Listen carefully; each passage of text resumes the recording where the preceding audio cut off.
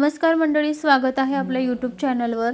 ठरलं तर मग या मालिकेच्या नवीन प्रोमोमध्ये आपल्याला असं पाहायला मिळतं की या ठिकाणी आता नागराजने महिपतला कसं डांबून ठेवलेलं असतं, कसं लपवून ठेवलेलं असतं, हे आता सगळं सुमन बघत असते. सुमनला हे म्हणजे सुमनने हे पाहता सुमनला खूप मोठा धक्का बसतो.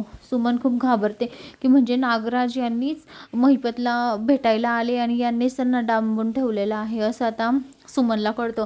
तेव्हा सुमन खूप घाबरते. तर सुमन आता इकडे सायलीला फोन लावायचा प्रयत्न करते. सुमन म्हणते की हे रविराज भाऊंना आणि सायलीला कळालंच पाहिजे. तर तेव्हा आता दुसरीकडे सायलीचा बड्डे सेलिब्रेट होत असतो.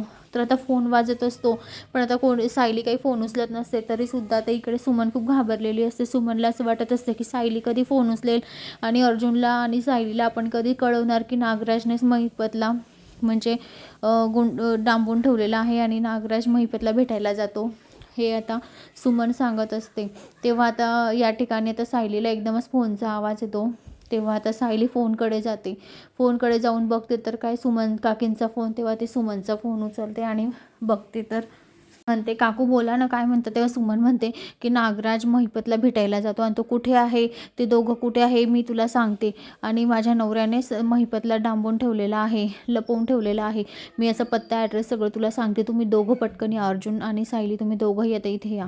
असं म्हणून आता सुमन फोन ठेवते आणि अर्जुन आणि सायली लगेच महिपतला शोधायला त्याच्या पाठोपाठ जातात. आता हे ऐकताच सायलीला खूप मोठा धक्का बसतो.